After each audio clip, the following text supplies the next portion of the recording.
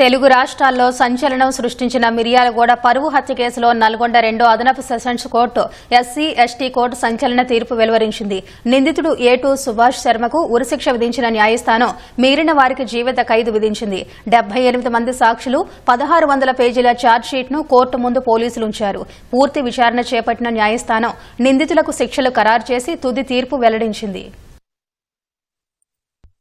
మిర్యాలగూడలో ప్రణయ్ హత్య కేసులో సంచలన తీర్పు వెలువడింది. నిందితుడు ఏటూ సుభాష్ శర్మకు ఉరిశిక్ష విధించిన న్యాయస్థానం మిగిలిన వారికి జీవిత ఖైదు విధించింది. ప్రణయ్ హత్య కేసుతో తమకెలాంటి సంబంధం లేదని నిందితులు కోర్టుకు విన్నవించారు. అమృత బాబాయ్ శ్రవణ్ కుమార్ సైతం ఈ కేసుతో తనకు సంబంధం లేదని చెప్పినట్లు సమాచారం. ముగ్గురు పెళ్లికాని పిల్లలు ఉన్నందున దయ చూపాలని ఆయన కోరారు. పోలీసులు సమర్పించిన సాక్ష్యాధారాలు, నిందితుల వాదనలపై విచారణ ముగించిన న్యాయస్థానం ఏటూ నిందితుడికి ఉరిశిక్ష విధించింది. మిగతా వారికి జీవిత ఖైదును ఖరారు చేస్తూ తుది తీర్పును వెల్లడించింది. కోర్టు నిష్పక్షపాతమైన తీర్పు ఇచ్చిందని న్యాయవాదులు హర్షం వ్యక్తం చేస్తున్నారు.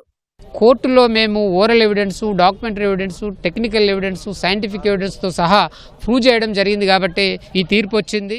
మిర్యాలగూడకు చెందిన మారుతీరావు తన కుమార్తెను కులాంతర వివాహం చేసుకున్నాడనే కోపంతో 2018 సెప్టెంబర్ 14న సుపారీ గ్యాంగ్తో ప్రణయ్ను హత్య చేయించాడు. కేసును ప్రతిష్టాత్మకంగా తీసుకున్న పోలీసులు 8 మందిని నిందితులుగా చేరుస్తూ 2019లో ఛార్జిషీట్ దాఖలు చేశారు. సుమారు 6 ఏళ్లకు పైగా కోర్టులో విచారణ సాగగా ఇటీవలే వాదనలు ముగిశాయి. కేసులో ప్రధాన నిందితుడిగా ఉన్న మారుతీరావు 2020 మార్చిలో ఆత్మహత్య చేసుకున్నాడు. ప్రణయ్ హత్య కేసులో A1 నిందితుడు మారుతీరావు, A2 బీహార్కు చెందిన సుభాష్ శర్మ, A3 మహ్మద్ అస్గర్ అలీ, A4 మహ్మద్ అబ్దుల్ బారీ, A5 Mohammad Abdul Karim, A6 Shravan Kumar, A7 సముద్రాల శివ, A8 మహ్మద్ అబ్దుల్ నిజాంగా ఉన్నారు. వీరిలో సుభాష్ శర్మకు బెయిల్ రాకపోవడం జైలులోనే ఉండగా అస్గల్ అలీ వేరే కేసులో జైలులో ఉన్నారు. మిగిలిన వారందరూ బెయిల్పై బయటకు వచ్చారు. వీరందరికీ కఠినమైన శిక్ష పడేలా అప్పటి నల్గొండ ఎస్పీ రంగనాథ్ కీలకమైన ఆధారాలను కోర్టులో సమర్పించారు. తాజా తీర్పుతో నిందితులకు కఠినమైన శిక్ష పడిందని రంగనాథ్ సంతోషం వ్యక్తం చేశారు.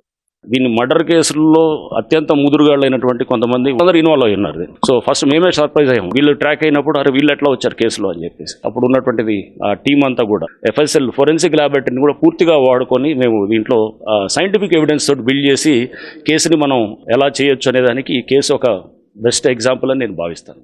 2018 జనవరిలో ప్రణయ్, అమృత ప్రేమ వివాహం చేసుకోవడంతో ఇరు కుటుంబాల మధ్య విభేదాలు తలెత్తాయి. ఈ క్రమంలో పోలీసులకు ఇరు కుటుంబాలు పరస్పరం ఫిర్యాదు చేసుకున్నాయి. ప్రణయ్తోనే ఉంటానని పోలీసుల సమక్షంలో అమృత తేల్చి చెప్పింది. 2018 సెప్టెంబర్ 14న అమృత వైద్య పరీక్షల కోసం భర్త ప్రణయ్, అత్త ప్రేమలతతో కలిసి ఆసుపత్రికి వెళ్లింది. అక్కడి నుంచి తిరిగి వెళుతూ ఉండగా ప్రణయ్ను దొండగడు కత్తితో నరికి హత్య చేశాడు. ఘటనా స్థలంలోనే ప్రణయ్ చనిపోయాడు. తాజాగా కోర్టు తీర్పుపై సర్వత్రా హర్షాతిరేకాలు వ్యక్తమవుతున్నాయి. అయితే ప్రణయ్ నాన్న మాత్రం ఇటువంటి కష్టం ఏ తండ్రికి రాకూడదని, ఇప్పటికైనా పరువు హత్యలు ఆగిపోవాలని ఆకాంక్షించారు. వాస్తవంగా అందరూ మీకు సంతోషంగా ఉందంటారంటే సంతోషం కాదు. ఇది వాస్తవంగా ఏంటంటే కొడుకులేని బాధ ఎవరు తీర్చలేదు. మేము ప్రతినిత్యం బాధపడుతూనే ఉన్నాం.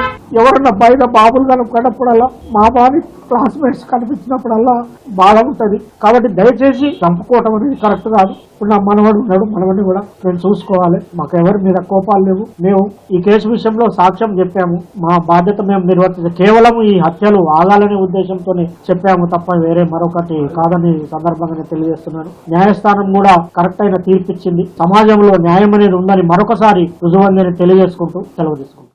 ప్రణయ్ కేసులో తీర్పు అనంతరం కుమారుని సమాధి వద్ద తండ్రి బాలస్వామి, తల్లి ప్రేమలత, తమ్ముడు అజయ్ నివాళి అర్పించారు. కుమారుని సమాధి వద్ద పూలు చల్లి కుటుంబ సభ్యులు తీవ్ర భావోద్వేగానికి గురయ్యారు.